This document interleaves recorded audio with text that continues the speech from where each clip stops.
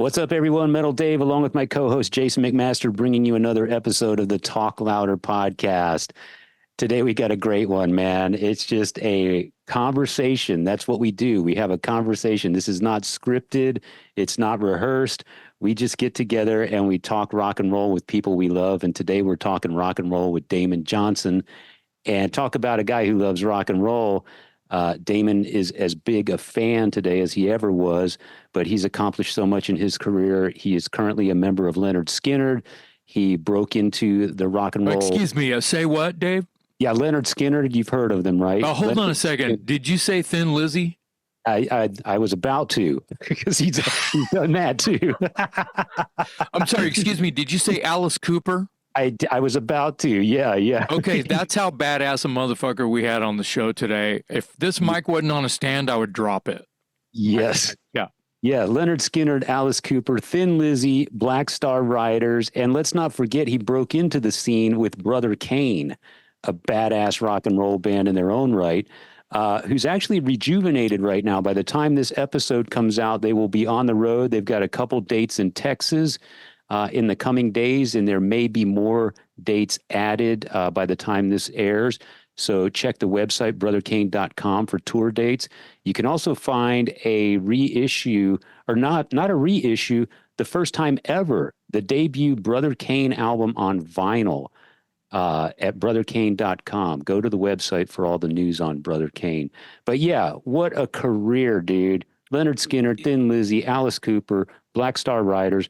We touched on all of that today. His stories are epic. He should write a book. I know I say that about everybody, but someone would lose their mind to read his story.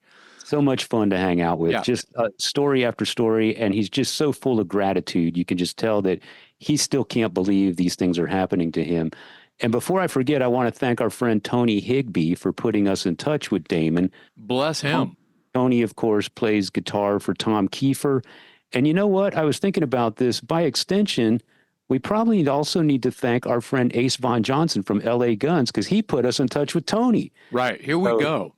These guys, it's one big circle of friends here at the Talk Louder podcast. Ace Von Johnson is like the fifth Beatle in Talk Louder talk. You know what I mean?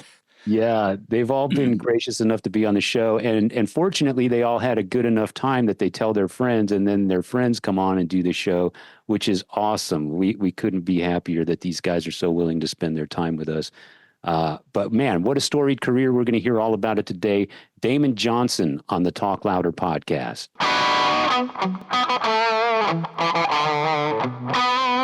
I don't have a fancy setup like most of you cats. Bullshit.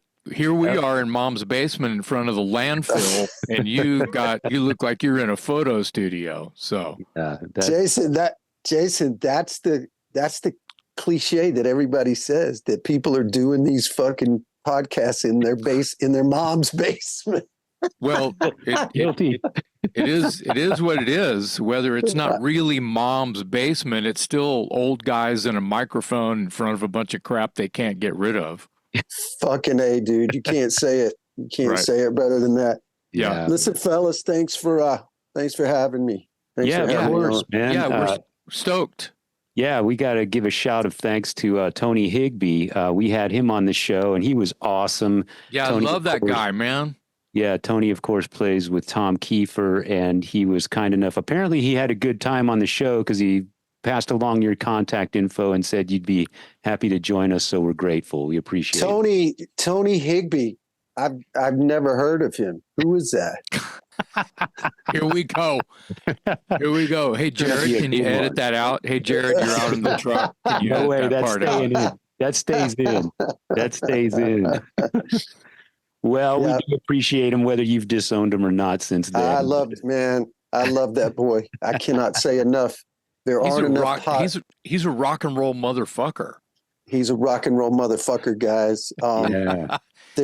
I can't take this introduction of Tony into the conversation. Can I tell you a short story? Yeah, without sure. screwing things up? No. I had my wife and our two kids and I had just moved to Nashville in 2013. And the first week we were here, I had to go to Guitar Center to pick up something, insignificant. So I go in, find what I'm looking for. I go to the counter.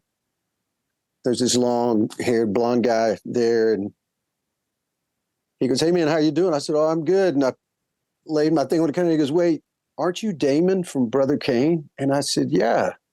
He says, "Well, I'm Tony. My name's Tony Higby.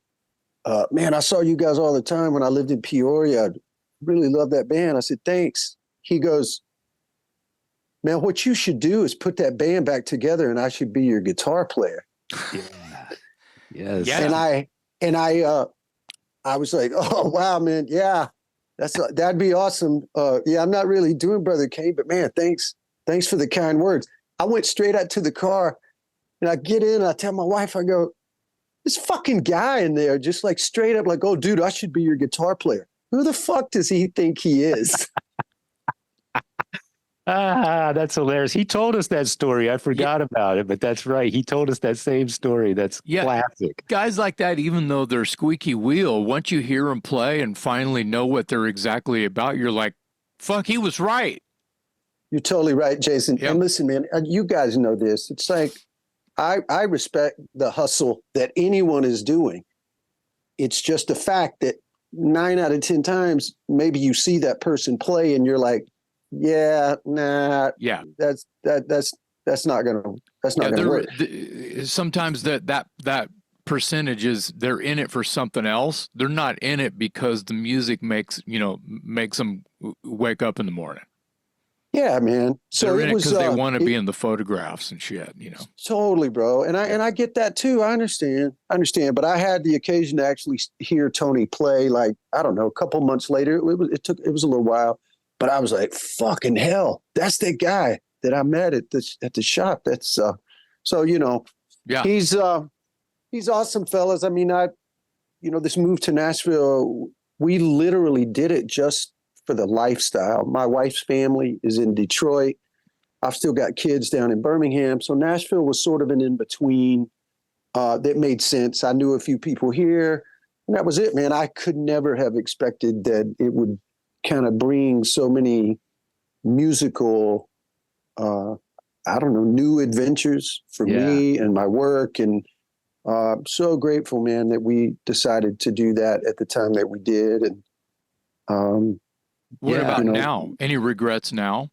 Oh no, none, zero, Great. Zero regrets. I mean, I'm just hearing I'm hearing that the landscape. I mean, your life and your musical career and just whatever numbers game you might be on top. The other side of what some have told us about Nashville, not to talk about real estate or bum camps, but yeah. I'm curious to get your take as if you agree that Nashville has started to kind of get trendy and overpacked. Well, listen, man, I mean, I guess in my opinion, because look, I was in Birmingham for 26 years. So Nashville was only 3 hours north. So I was up here a lot. Yeah. I just felt like Nashville was always trendy. Okay. Certainly for the country thing in the beginning, and then modern country, and then, but yeah, the big boom that hit, I almost feel like we got in right before all of that happened, Jason. You can't predict shit like that. Linda is from Southern California via Detroit. I was in Birmingham. I'm cool with people coming in. I'm cool with the diversity. I'm cool with the growth. I'm cool with all of that, man. We're so grateful for the school system, the public schools that our kids have been able to go to. They've been amazing. Nice. And fuck, shit, man, you need to run for mayor. Fuck. Well, I was going to say, that sounds like a Chamber of Commerce speech, man. That's pretty good. The other thing is that, Nashville's got an NHL hockey team and an NFL football team. We are sports nuts at my house, fellas, especially football and hockey. So, I don't know, man. We're set. It's working for you. It sounds. It's just that Austin, I had to get out. I can't afford to live there anymore. Yeah. And there's bum camps everywhere, and it's people found out how cool Austin is, and they all moved there, and now it's it's another town. It's unrecognizable to my old haunts. So I run away from it. Yeah, it's weird. I'm trying to. I understand. Yeah, Are you there? Are you there too, Dave? Dave, are you in Austin? I'm trapped in Austin. Yeah. I mean, I still work. I work in Austin, but I live 30 minutes south of there. I can get away from it and decompress and go, oh man, that was all right. I made it through another day. I'm good. Yeah. Yeah, I guess we could have never predicted when, back in I didn't really become a profession, like an artist, songwriter, trying to move it forward, maybe get some kind of a record company support. I didn't really get that going until the early 90s. So, yeah, but at that time, everything was either Los Angeles or New York. Yeah. And I remember having real discussions about, well, maybe we should move to LA then, because that's just what you're going to have to do. Did you ever have to do that? You didn't have to do that, did you? Yeah. No, we were fortunate, Jason, because we had Brother Kane, our management was in Birmingham. Mm-hmm. Sort of our infrastructure in the beginning was based out of Birmingham. So, once we put the first record out, and it's not like we were any big success, but we made some noise. We had some radio airplay. We did a couple big tours. It was productive, but there was no need for us to move. And which was amazing for me because it was my first marriage. My wife and I had 3 kids, and they could just be stable. We stayed in Birmingham.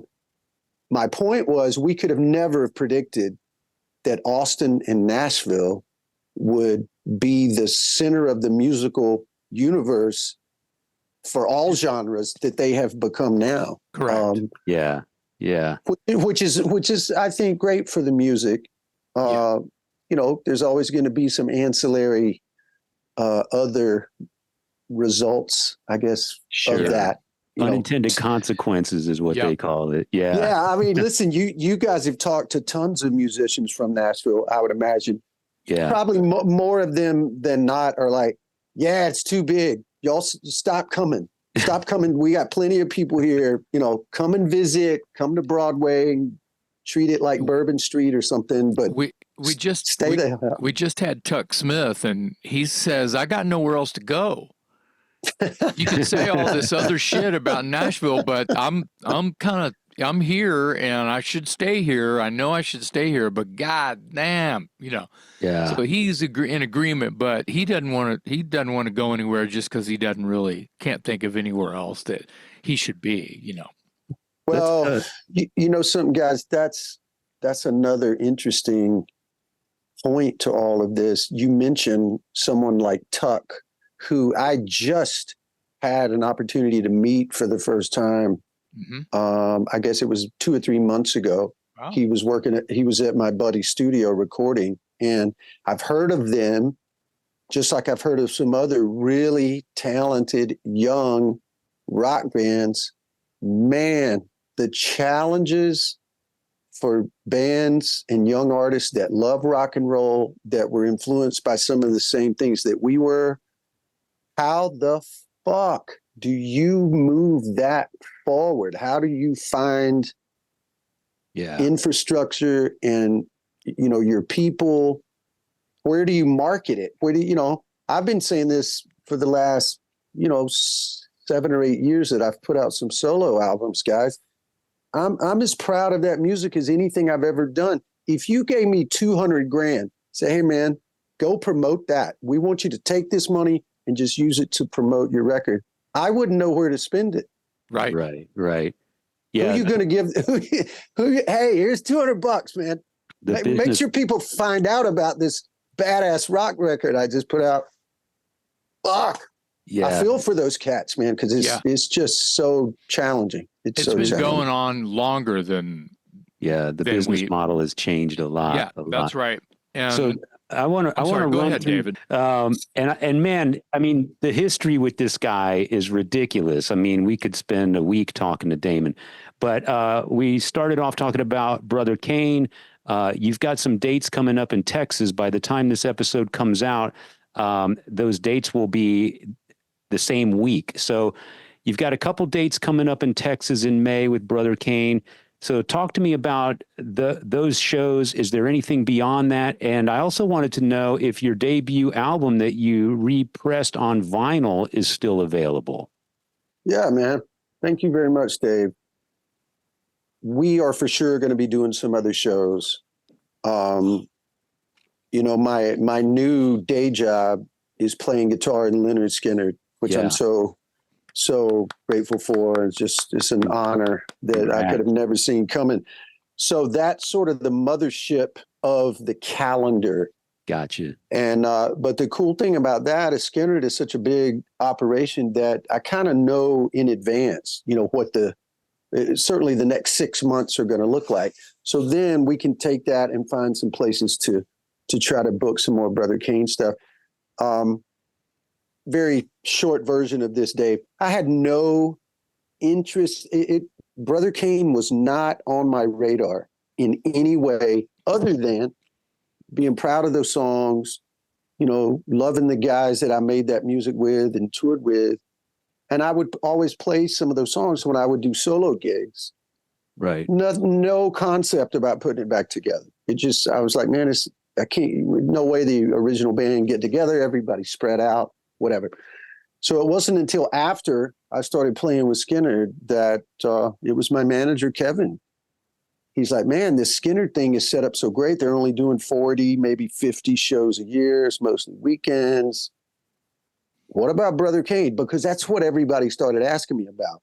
Yeah. The guys in Skynyrd, you know, the fans I would encounter at the venue or at the hotel. Man, I saw Brother Kane open for Van Halen in Austin in 1995, you know, stuff like that. Yeah.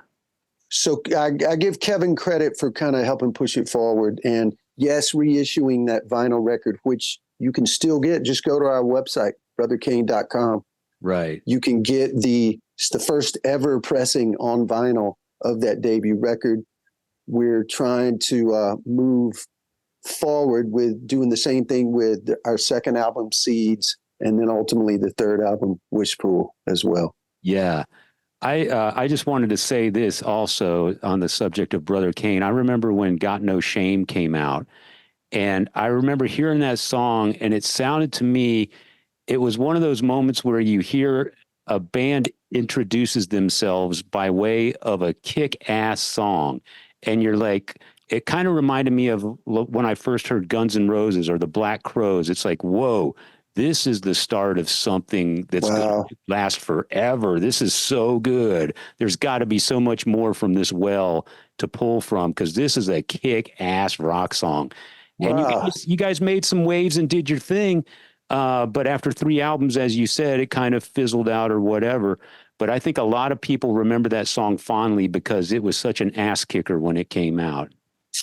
Wow, Dave. Thank you, man. Yeah. And if you would have told me that that was ultimately going to be a portion of music fans' impression of what we were doing, that would have been the ultimate goal that I would have wanted to accomplish. Because specifically, the 2 bands that you just said, Guns N' Roses and the Black Crowes, they informed my kind of punkish belief that, oh, if those guys can do it, I can do it. Yeah. Because they weren't necessarily playing the game of, well, we need to wear this or we need to sound like that. Right. There was a very bold commitment to their influences, and hey, we're gonna celebrate the music that we dig. We're not gonna conform in any way just to appease a record company or a promotion or a radio station or whatever. Man. Yeah. You know, I'm sure it was the same maybe for you guys too at that time. It's like, look, I don't take anything away from, you know, MTV and the bands of that era that were making some noise. I was just, you know, coming from the South and growing up so deeply steeped in Southern rock music, gospel music, R&B.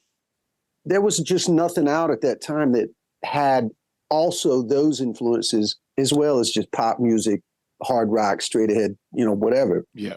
Yeah. So especially the fucking Black Crowes, man, those first 2 records just were rocket fuel, you know, for my brain. I think that's what resonates with people when you mention Brother Kane is all those things you just said. People were listening and they heard something that sounded fresh. They heard something that harkened back to their influences. It's like, whoa, a band that was raised on Skynyrd and the early Aerosmith and Nazareth and, all this really kick-ass rock and roll stuff. And at that time, something like that, even though the influences were well established at the time, that was a fresh sound again. And you guys sort of embodied all that. And again, and like you said, it wasn't about the image. You guys were on MTV in your denim jackets and scruffy looking and all that stuff. There was a cowbell in the song. I mean, it was badass, dude. That cowbell, man. I love that. I love that cowbell to this day. Well, it's fun. It's funny, man. Whenever I do a gig, like somebody would be like, "Hey, man, we want to fly you in and have you play this thing, and we got a band. We've put a rhythm section together. They'll learn whatever you want to learn." I always travel with a cowbell. It's like, dude, if we're playing Got No Shame, the fucking cowbell has to be in it, man. That's right, man. It's just not the same without it. Right. So yeah. That's right. I appreciate that, Dave. Thank you. Well, I'm glad that the album is available on vinyl. People can look for it, brotherkane.com. And now moving on quickly to Skynyrd, you, like all of us in this room, grew up on the, Leonard Skinner. It's got to be a huge honor for you to play those songs every night. When you stepped in for Gary Rossington, did you learn anything about his playing style that you weren't aware of until you had to sort of replicate it? Good question. Great question. The answer is a resounding yes, absolutely. I was so fortunate that I spoke to Ricky Medlock and Johnny Van Zant, who I knew both of them. I'd been really close to Ricky. We'd been almost like family, man, for 30 years, even before he started playing guitar in Skynyrd. So their producer, Ben Fowler, Ben has really worked on most all of the Skynyrd studio and live albums from maybe even the late 90s. He's been a part of their thing for a long time. The second day, Ben sent me an email with a Dropbox folder with a bunch of live, board recordings, and it had Gary's guitar isolated to one side. So I had the band on the left and just Gary on the right. And guys, it was so beautiful to just kind of get inside of that. And the first thing I was almost shocked at, because I'm a lifelong Skynyrd fan. I've been a fan since I was 12 years old. Yes. Like before the plane crash, I was a fan. Absolutely. I still didn't understand that Gary played so many of those iconic guitar solos. Yep. I mean, you could always tell Ed King or Steve Gaines because they were on the Strat or the Telecaster. But there were solos that I thought were Alan Collins that were actually Gary. Wow. So very quickly, when I told the guys, "Hey man, I'd be happy to help out," because they had dates booked. Gary had given them the blessing to go find somebody. They called Gary and said, "Hey, what about Damon Johnson from Brother Kane?" And Gary totally remembered us, remembered me, and all that was great. But we didn't have time to get all warm and fuzzy. It's like, shit, I got in this room right here that I'm talking to you guys in, got under the headphones, and I had about 3 days to get 16 songs down with the instructions of, man, learn Gary's parts as note for note as possible. Wow. So that's a long answer to your question. And the last thing I'll add is that Gary has a much lighter right hand. That is the secret, man, of that soulful backbeat. Gary played almost like Aretha Franklin sang. He was always on the back side of the beat. So I've always been a little more on top of it. And then you add my excitement, anxiety, fear, whatever. Yeah. It's like I had to remind myself, hey man, take a deep breath and get inside that rhythm section and lay that back. And it helped me so much, guys, especially with the iconic ballads like Tuesday's Gone, Simple Man. and that beautiful slide guitar on Freebird. Yeah. I mean, my knees were shaking, man. Those first few shows, I was scared to death. Trip. Not because I had not been on the big stage before. It wasn't about that at all. No. It was just understanding the magnitude that for 50 solid years, there had been one person standing on stage left in Lynyrd Skynyrd. Yeah. And now that guy's not there anymore, and I'm standing there. That was fucking heavy for me, man. Yeah, dude. That's heavy for anybody. I was going to say I can imagine, but I can't imagine. That's a lot. That's a lot of weight. It's kind of like it's a once in a lifetime, not of this world, unexpected. It's like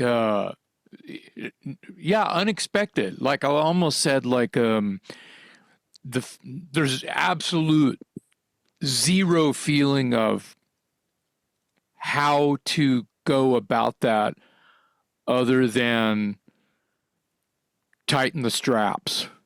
Yeah. Yeah. Trust your instinct. Put on your big boy jeans and let's go. Yeah. Jason, I've said this. I've said this a couple times in recent conversations, but I think in a way I felt like I had already been so fortunate and kind of used up my get to play with iconic artists, fairy dust. Wow, what was that? That just I don't happened know. on my screen. That was awesome. Who did that? That was you. Great. That was That's you. on your end. That's not us.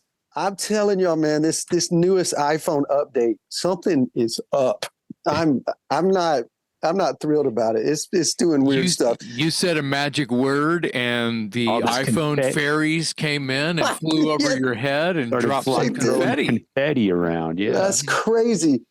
Well, I was saying, I felt like I'd already used up all my magic beans, like Jack and the Beanstalk, because I did play guitar for Alice Cooper for 5 years. Yeah. I joined Thin Lizzy in 2011. Can we just stop right now? I want to get romantic really quick. Hey, easy. Let me get this straight. Alice Cooper, Thin Lizzy, and Lynyrd Skynyrd. Can we just... Yeah. How... Say what? What? Jason, what? Yeah. Jason, hey, I got nothing, man. I got nothing. It is inexplicable. It doesn't happen. It doesn't happen. Yeah, it damn sure doesn't happen for a kid that grew up in the most rural chicken farm country, bumfuck Egypt, Alabama. There's no path. There's no path to even be a musician professionally, much less it ever crossed my mind when I had posters of all three of those bands on my wall. It never occurred to me like, man, I'd love to play with Alice one day. And maybe I can join Thin Lizzy. and while I'm at it, shit, why don't I just really aim high and maybe I'll be the guitar player in Leonard Skinner one day. It doesn't happen. I said all those things and then I woke up. Yeah. Right. Well, you're not. That's kind of part of where my brain was going a second ago is to think that for one, I'm not talking about anyone in this room, of course. I'm talking about just person X. There's zero affect, DNA cell structure of Damon Johnson or anybody in this room or outside of this room, globally, that can walk into a room and feel like they're wearing a badge that say, I deserve to be this or that. It doesn't happen that way. And if you feel that way, you prick, you ain't gonna get nothing. In your life, you will get nothing except your ass beat down, and you're so dumb you won't even realize that the reason you're getting back up is because you believe that your shit doesn't stink. And you think that an ass beating is a daily occurrence and everybody gets their ass beat. So the fact that you are this like humble and wonderful, just friendly, giving soul. Thank you. Goes a long way. Whether you get to play with, sticks on the side of the road. I'm not talking about the band Sticks. No, I know what you're talking about. I'm talking about. That'd be cool too. Yeah, I'm talking about, rubbing the picket fence with a stick, and that's the best part of your fucking day. Yeah, man. No, you got to do stuff that you didn't even think would be possible. And I think, guys, obviously we've got limited time, but I mean, we could talk for 3 hours about getting in the nuts and bolts of just that. Yeah. Just that. Like, how does anyone start there and then end up here? Listen, there's no question, man. There was a plethora of people that had seen something in me at some point that were thoughtful enough to recommend me or bring my name up. Right. And that goes all the way back to, like, man, when I was in junior college, I always had a band. We'd be playing somewhere, the VFW hall or the school dance, whatever, man. We just wanted to play. Yeah. And there would be some older band or a guy from an older band that would see me, and then he'd go back to his guys and go, man, I just saw this kid. He can play the solo to Hit Me With Your Best Shot. He can play that Neil Giraldo solo note for note, and he's in high school. That's a wicked solo. That's a wicked solo. And I used to I would sit and back that needle up on all those records, guys. Yeah. And, people go, well, yeah, you were working, you were practicing. There was nothing work about that. Right. That was my joy. That was my hobby. Yeah. Yeah. And, if you find something that you love, it's like Wayne Gretzky talking about hockey. I saw an interview with him recently where he's like, yeah, parents are always coming up to me, well, how do I get my kid to practice more? He's like, good luck with that. You're not going to get him to. Either he wants to or he doesn't. He goes, no, my parents never had to encourage me to practice hockey. He goes, I'm home from school, the skates were on, I'm out back on the pond or whatever body of water I could skate on, and I'm hitting pine cones into a net somewhere. Yeah. I was the equivalent of that in, South Alabama in the middle of nowhere, with some Les Paul knockoff and a record player that I just wore the grooves off of all those records, man. Yeah. And, but again, it was always for fun. I never had a master plan. I had a plan to go to college. I even got my associate's degree in engineering. I was about to transfer down to Auburn University and start my junior year and be an electrical engineer. Wow. And you always had the backup plan. That's my advice to people who ask. I say never quit your day job or have something that you also love that you can do and not drive yourself nuts, because I even heard it today. I was at an appointment this morning and one of the clerks said, if you love what you do, if you love your job, you'll never work a day in your life. True. So true, guys. So true. Let me fast track some of this because I want to cover a lot of stuff because you've had an amazing career. One last thing on Skynyrd. You obviously a longtime fan, and you have the honor of playing all those songs every night, and you got to play the hits. We understand that. If there was one deep cut out of the Skynyrd catalog that you could play each night, what would that song be? Dave, I got about 6. I can tell you these 2 right now because they're fresh in my mind. One is track number 2 on Second Helping, which is called I Need You. Okay. It just reeks of Hank Williams, Merle Haggard, lyrical perfection, pining for your woman. Because you got all this distance between you and you are physically aching because you Ooh. need to be with her. You can't wait to see her. The other one is a track I just heard this morning off the debut album called Poison Whiskey. And I was just so marveling at how badass that rhythm section was, man. Bob Burns on the drums, Leon on the bass. And then the other guys just kind of getting almost like little feet, funky, greasy up in it. It's like, damn, I wish we'd play that. That is so badass, man. I'm just waiting on Johnny to go, hey, man, we're going to change the setup, man. You got any songs you want to play? I'm going to be like, yes, I do. Yeah. So same question related to Alice Cooper. You got to play the hits. There's only so much time on stage. What's a deep cut from Alice Cooper that you would love to play on stage?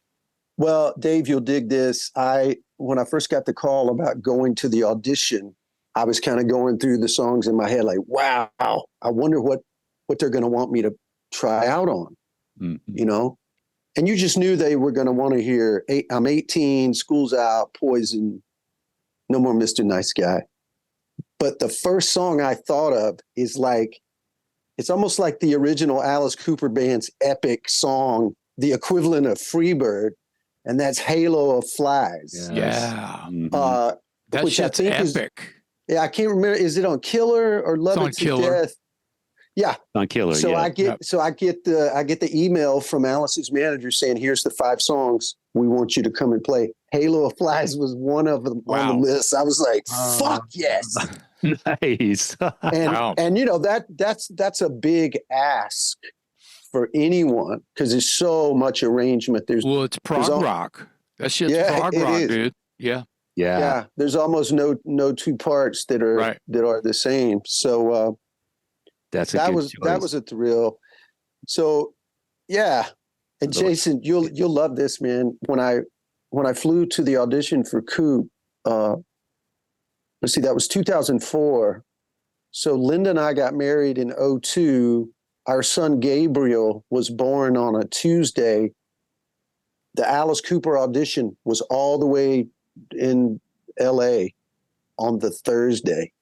So my son is born. I'm at the hospital because they can't adjust the audition date for me. Right. So I'm at the hospital, man, with the headphones, and I'm practicing in the hospital room. You know, here's my wife recovering. Here's my little newborn son. I get on the plane, fly all the way to LA, a cab ride straight to the rehearsal hall. Well, when I pull up, guys, there's like 4 or 5 of the other guitar players that had either just auditioned. I didn't know what was going on, but what I saw immediately is, man, these guys are all dressed like they're going to a Motley Crue video shoot. Oh shit. And I'm dressed like this right now. Black t-shirt, my jeans, my Chuck Taylors. I got my Les Paul in a gig bag. And my first thought was, well, shit, I've come all this way and no one said a word, that I had to dress up for Halloween or something to come to this audition. You're nailing that. Yeah. I mean, if they look like, So I just went in there, man, and they're like, "Hey, man, you must be Damon." I said, "Yeah, thank you guys for letting me, audition." And I said, "Sorry, I didn't wear the duds." They're like, "Oh, don't worry about it." Thankfully they were dressed like me, jeans and t-shirts. Of course. And Alice wasn't even there. He was filming a TV commercial, so they had a video camera, and they were filming all these. And we played No More Mr. Nice Guy first. Nice. And when it was over, Eric Singer, who I didn't know until that day, he gets up out of his chair and he throws his drumsticks on the floor. He goes, "That's the guy right there." And I'm sort of like, what? Like, what's happening right now? And he was like, he was kind of angry. He goes, "That's the fucking guy right there." He goes, "You guys bring all these bozos in here, waste my time. They can barely tune their guitars. This guy just had a baby, flies all the way across the Oh, that's great. Dude, when you go deep, I feel like, I mean, what if your kid would have been born late? I mean, the timing is like, what It's the divine fuck? intervention. Yeah, it's kind of like you were this close to not. I mean, you don't know. You don't know. Yeah. You don't know. It was destiny. It was destiny. Wow. Man, you might be right, Dave. Yeah. We've asked everybody that's been on the show that plays with Alice to tell us their biggest Spinal Tap moment on stage with Alice, because as you know, there's a lot of moving parts and props and lots of room for things to go wrong. And you're laughing already. So share with us your biggest mishap on stage with Alice. Dave, this will be your favorite Alice Cooper mishap story. I asked the right question. Great. And the beauty of this story is this mishap happened the very first show. Oh no. Oh God, this is going to be good. So I do the audition. I fly all the way back to Birmingham. 2 days later, Alice Cooper calls me, tells me he's watched the tape, loves my playing. He goes, man, you look like you've done this before. I said, yeah, Cooper, I've been playing a minute. And he remembered Brother Kane. Oh, whatever.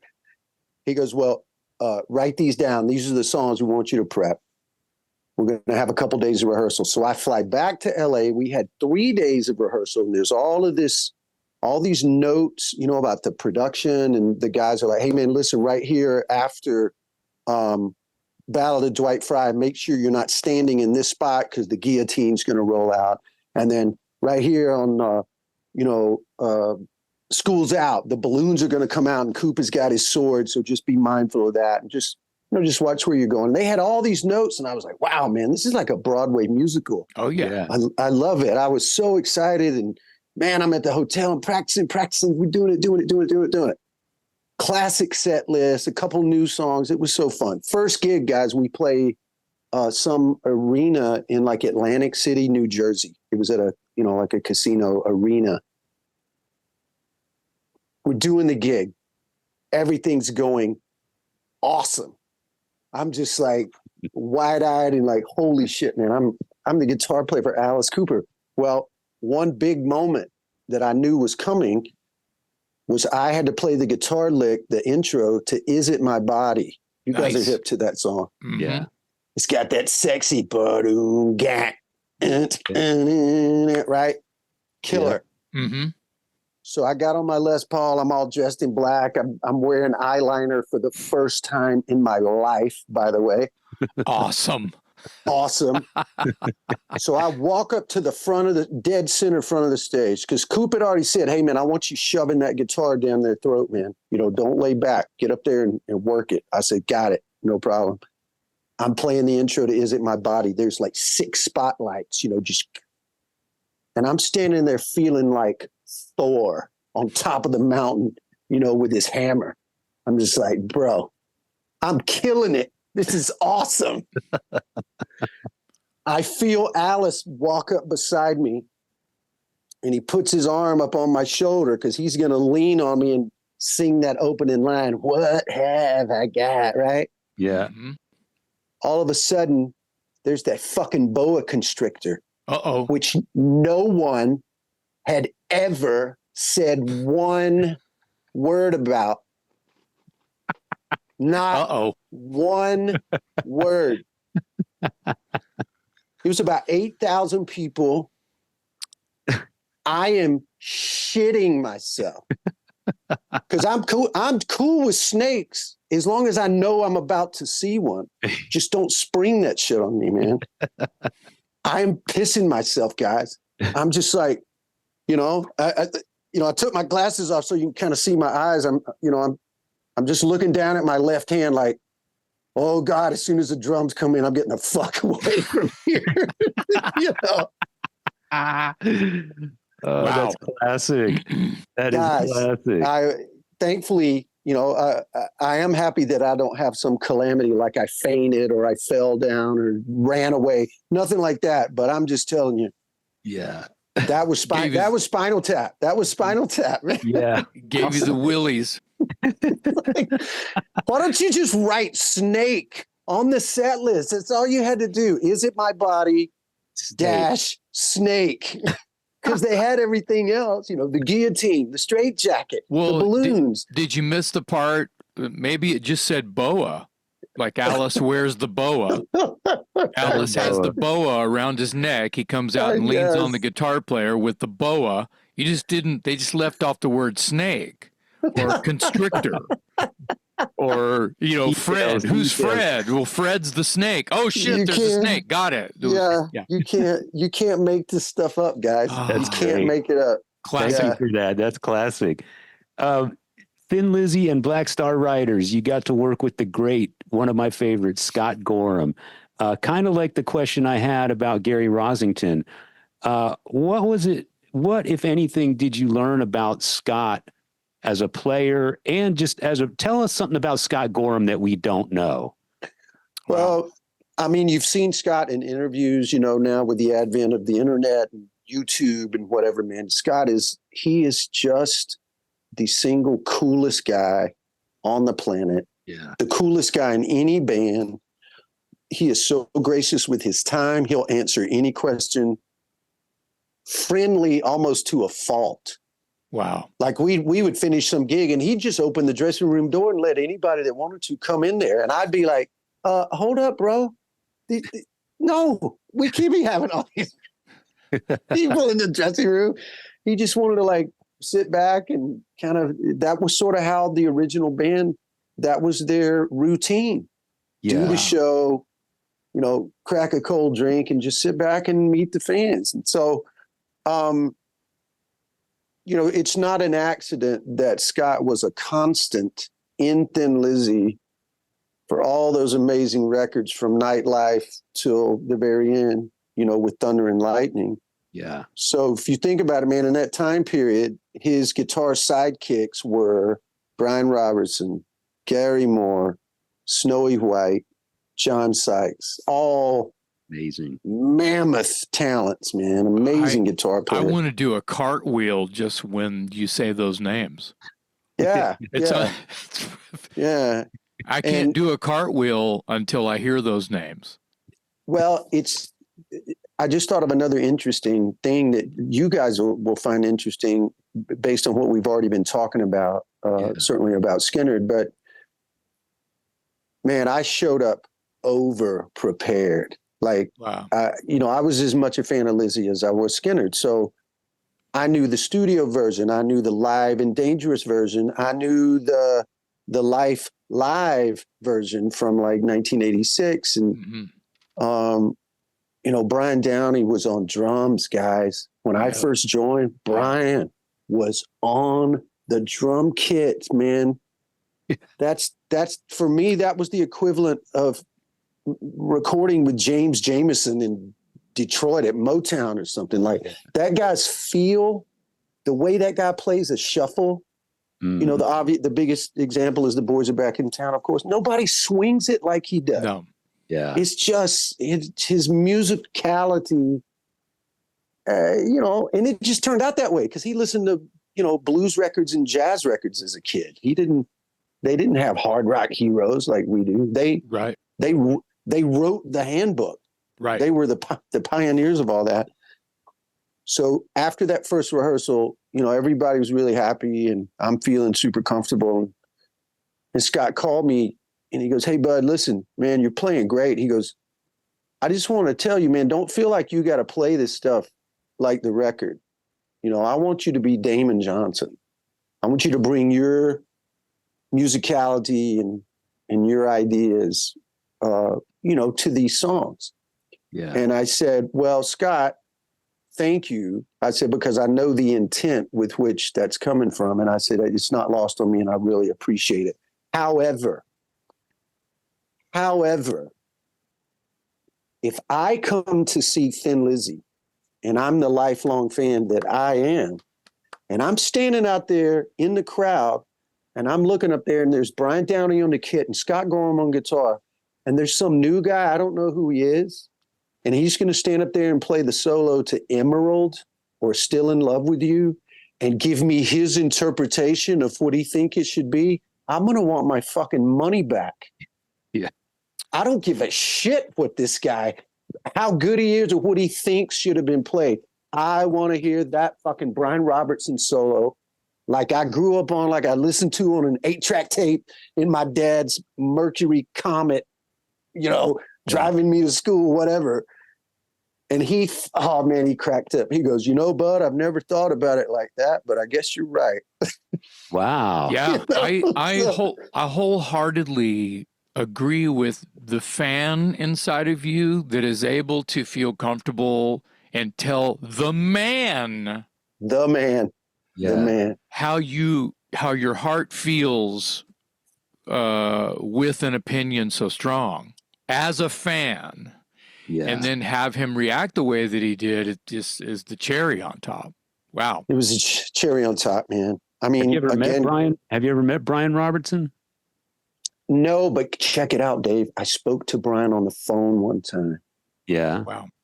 And I'll never forget it, man. I cherish it forever. There was a mutual friend that we had, and that friend came to a show and he said, "Hey, man, you want to talk to Brian?" I said, "You fucking A right. I want to talk to Brian. That's incredible." So Brian got on the phone and just said the sweetest things. He had seen some stuff on YouTube and, some people had been talking. And I got a little choked up.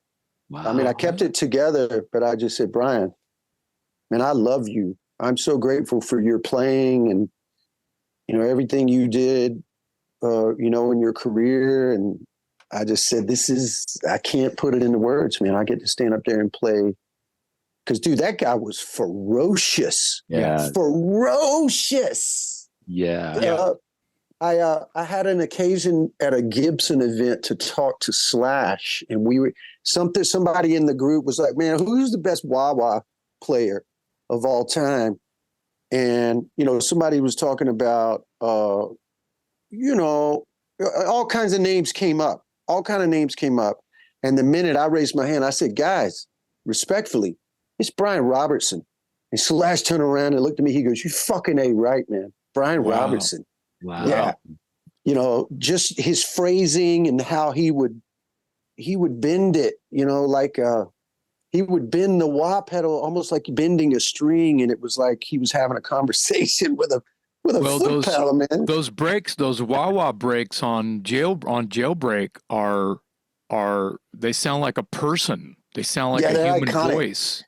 Yeah. So by the way, I want to raise the flag here. I believe that today, which is March 26th, is the day Jailbreak was released. What? Really? Wow. Y'all break out your phone and look it up. Let's Dude, look it up. I'm sure I could.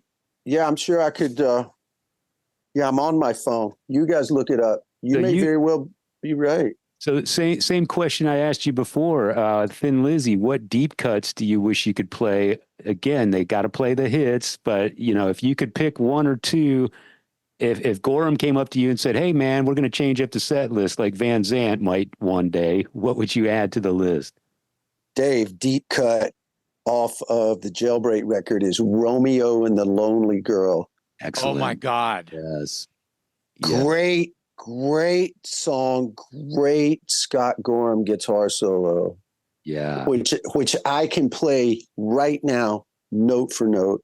I believe that. Because I just loved it so much, Yeah.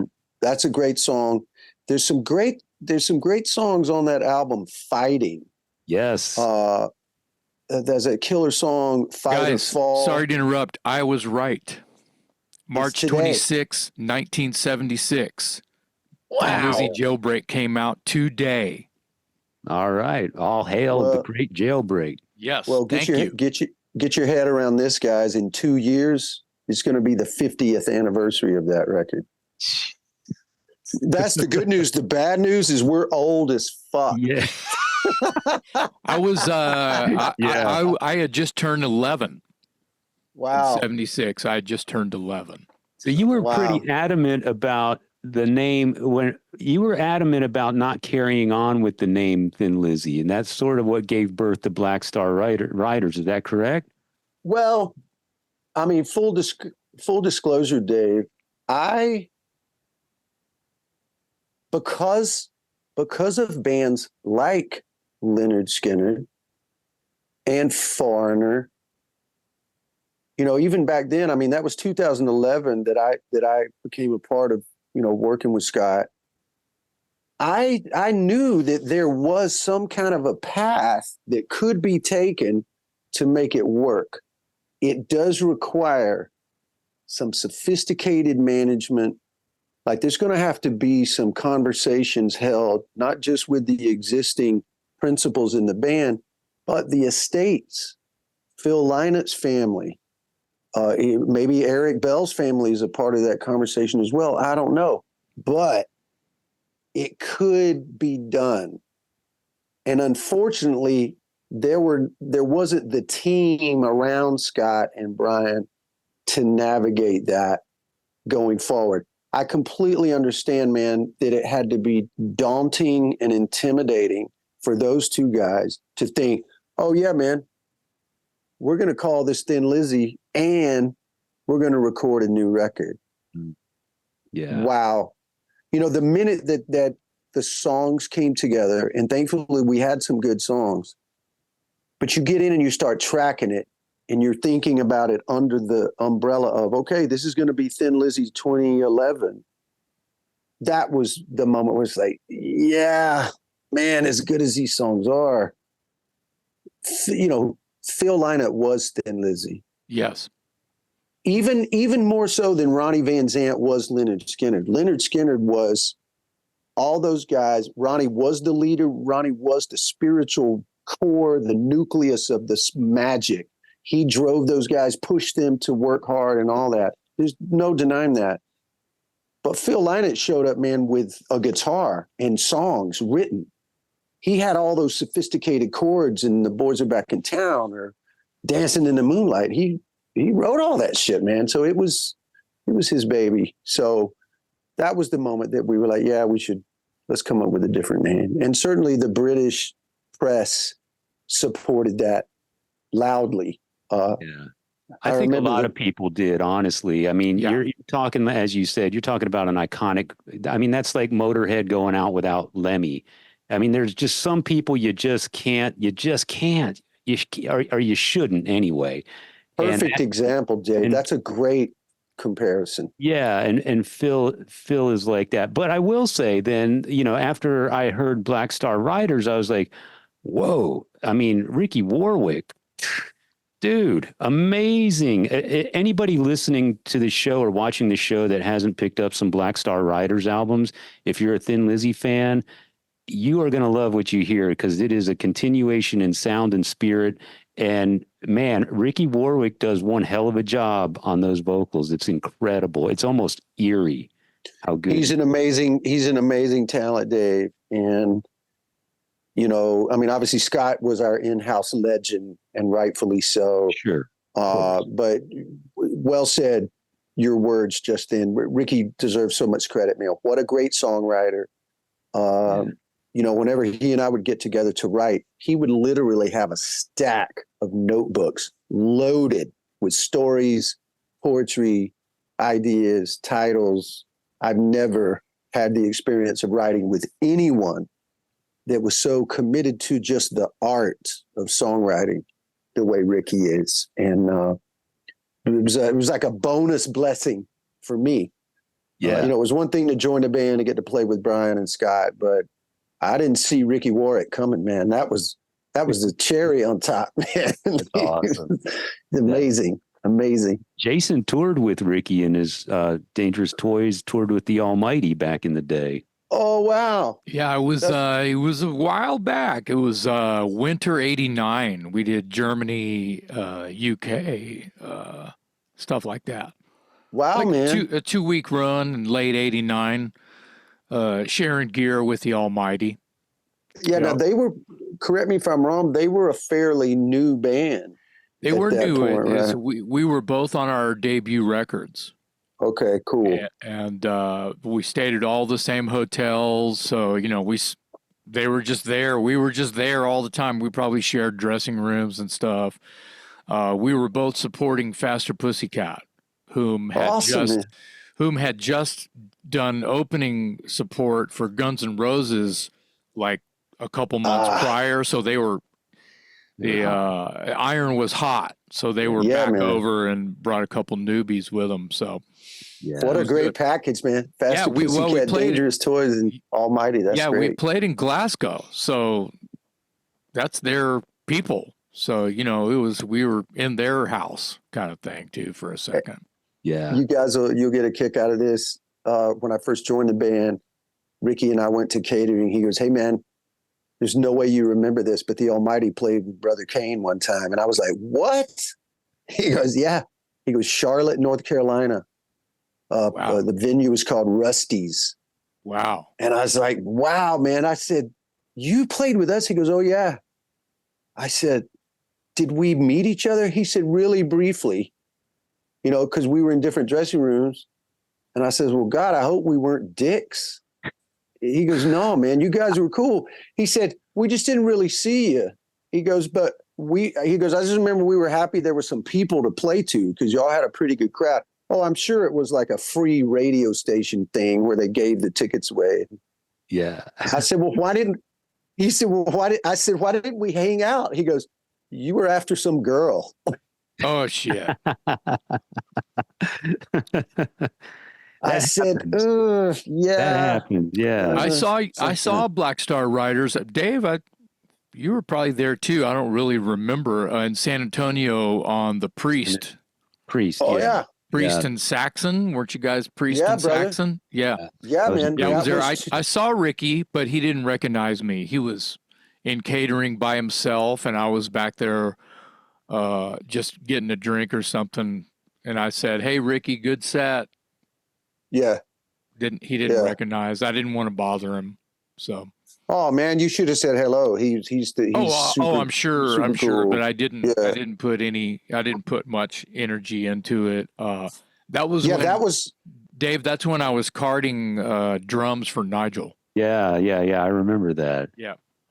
So we've talked a lot about a lot of your stuff that you've done on the radar. There's a lot of stuff that you've done underneath the radar, or at least doesn't have your name attached to it. It's impressive, dude. I mean, you've co-written with Santana, Sammy Hagar, Steven Tyler, Stevie Nicks. You had a smash hit with Faith Hill, I think. I'm missing some stuff. John Waite. You did some work with Queensryche. Out of all that stuff, sort of behind the scenes, sort of songwriting capacity, which of those collaborations for you was the most memorable and why? Well, thank you again, Dave.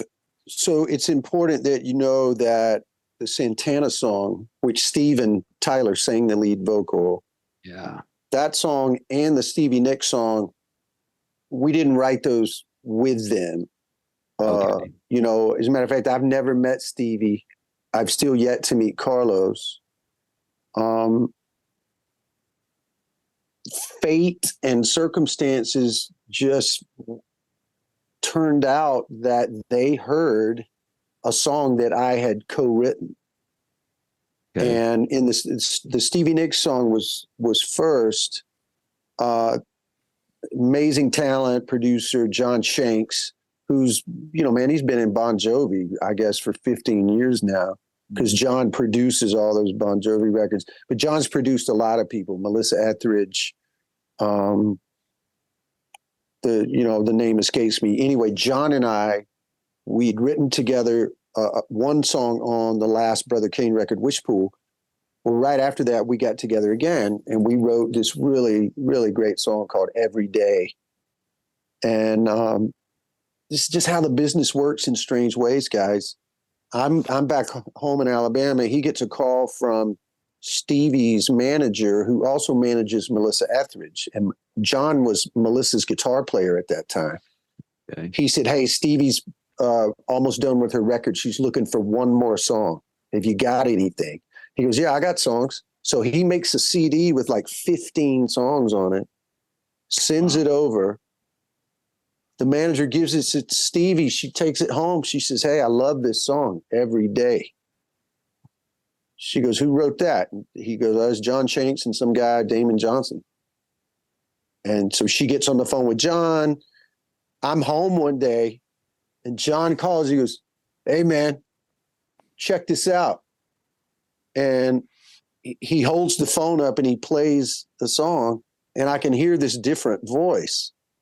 And I recognize the voice, but I can't. He goes, "Somebody wants to record our song." And I hear the voice, and I'm like, "Oh, I know who that is," but I couldn't place it because it would never fucking occur to me that it's Stevie Nicks, you know? And when he told me, I dropped the phone. I was like, what? The last time I checked, Stevie herself is one of the greatest songwriters of the 70s. Yeah, man. Period. She's written iconic songs. Yep. So what a thrill. What a thrill. And she didn't want to change one word. I had written that lyric about my new girlfriend, who's now my wife, Linda, and like 6 months later, she's on David Letterman performing this song that I wrote about my girl. It's just like another dream situation, man. You can't plan on stuff like that. Yeah. Yeah. Oh my God. I could go on with you all day. It's great when that stuff happens, man. And it doesn't happen all the time. Makes it special.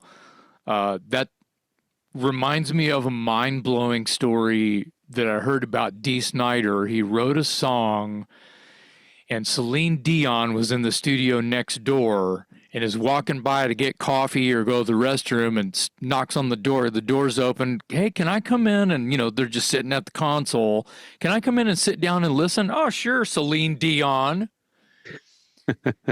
Fast forward, ends up recording that song that fucking Dee Snider wrote. Fast forward, Dee Snider's, Christmas Eve or whatever, New Year's Eve or Christmas Eve, I think it was. He's in his living room opening presents with his family under the Christmas tree, and the TV's on, and there's Rosie O'Donnell and and Celine Dion singing a song that he wrote, and he's just like mind fucked.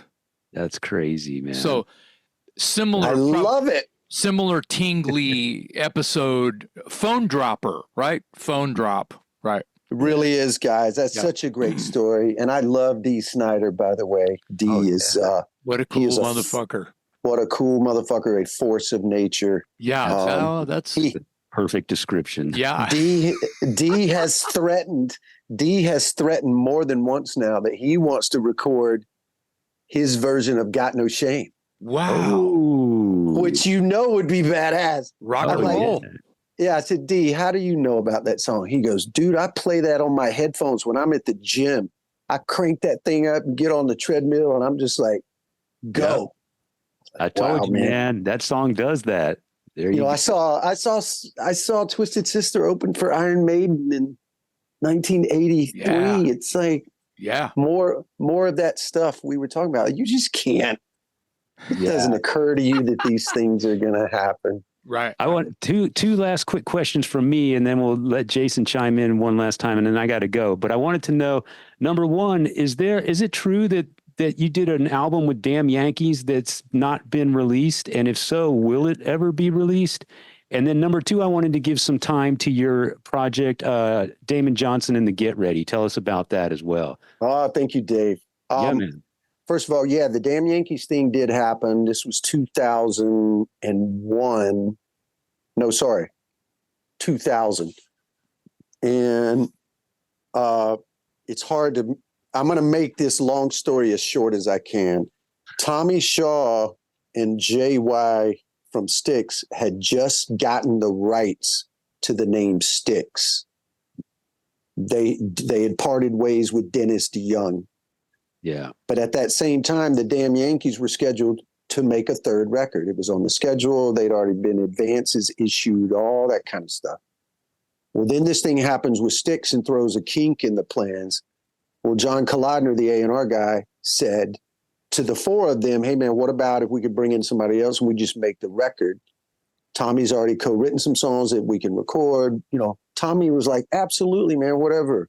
I don't want to hold up the progress, and I'll contribute in any way I can." So my name came up because I had a cassette tape with some new songs right after Brother Kane broke up, and it made its way to John Kalodner. And a couple songs John loved. He's in the office with Jack Blades. They start talking. They call me. One thing leads to another. Ted Nugent knew me because Brother Kane had played with Ted. All this kind of synchronicity worked out. So we did, man. We spent about 3 months together. I co-wrote some more songs. Jack and I wrote a couple good songs. Ted and I wrote a song. We worked with a great producer, Luke Eben, who had just had real success with that. Here's the name again, Bon Jovi.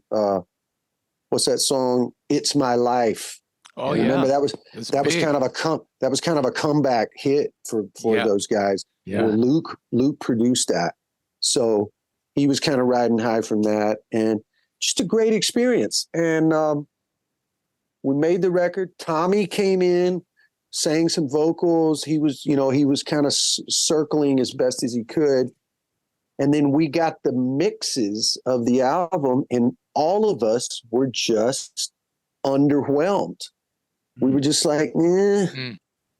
And full truth, guys, I think the record still lacked, like, we needed that one undeniable, like, oh, that's a hit. Yeah. You know, how is a band like that gonna have a hit in the year 2000? You know, at that time, dude, rock radio, I mean, this is why Brother Kane broke up, fellas. Rock radio then was Korn, Marilyn Manson, Rage Against the Machine. It was heavy and pissed off, and I was like, man, we don't have any real estate in that. Yeah, there's no home for us anymore. So, same challenges even for an iconic bunch of musicians like that. So, will it ever come out? I don't know. It's not my band. It's not my record. That's their decision. I would put my money on no. It's never going to come out. Yeah. Wow. Tell us real quick about the Get Ready. Guys, the Get Ready. So I made a solo record that I produced myself called Memoirs of an Uprising in 2019, working with my buddy, the legend Nick Raskulinix, who he mixed it for me. He's done some work with someone we love called Danko Jones. You know Danko Jones? Oh, I love Danko, man. Yeah, and if people don't love Danko Jones, I can't be your friend anymore. Ditto. That makes three of us. If you don't like Danko, lose my number. Yeah, thanks. Lose my number. It's a good song title. Lose my number.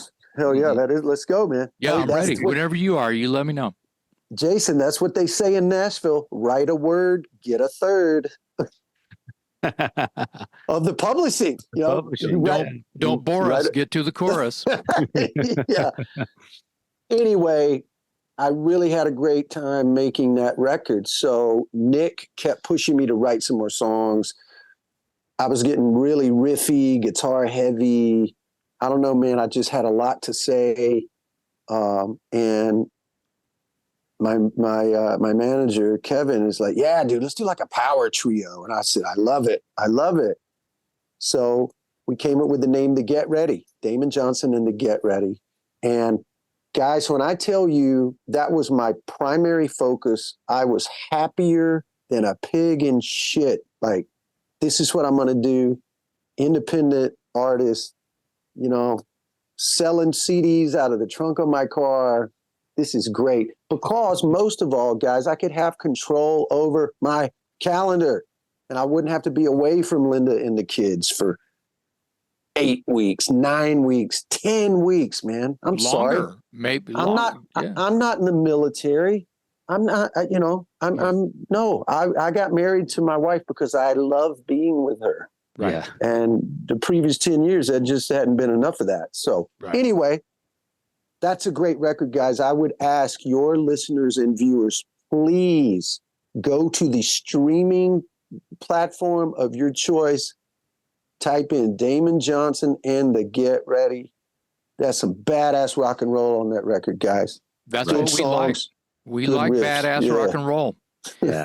And for the last hour, we've been talking to a badass rock and roller, and we thank you very, very much for your time. It's great to fucking see you again and flourishing in life and with a smile on your face and just happy and just giving your smile to anyone who needs it. You are you are appreciated. Jason, wow, man, thank you so much. You and Dave both. Listen, guys, you got my contact stuff. If Brother Kane or Skinner is around coming to town, hit me up. I'll take care of you. Come to the show. Let's get some FaceTime. Oh, right? Yes. That'd be great. Yes. Don't forget. Do it. We won't. And I appreciate your time so much today, dude. It was a pleasure getting to know you. I can tell just by your enthusiasm that you're still every bit the fan that you were when you were 15 years old. I love that all these opportunities have come your way. And to echo on something that Jason said earlier, I think a lot of the reason opportunities come to guys like you is you're not only skilled and talented, but it's apparent that you're pretty easy to get along with and you're a professional.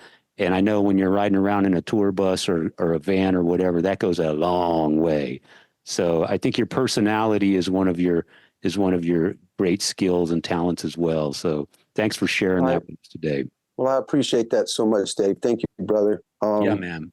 We're all very fortunate to even get to live in this time, man, where there's been so much great rock and roll music and, you know, that has been the soundtrack of our lives. And it's so fun to come on a cool show like yours and talk about it, man. Thank you all so much for having me. Let's do it again sometime. There'll be some more stuff to talk about. Yeah, we'd love to. We could go for hours with you, man. Yeah. In the meantime, everybody look for Brother Kane out on the road. You can look for the debut album reissued on vinyl at brotherkane.com. Go check out Damon Johnson and the Get Ready on all your streaming platforms. On behalf of my co-host, Jason McMaster, I'm Metal Dave, along with our special guest today, Damon Johnson on the Talk Louder podcast. Thank you, guys.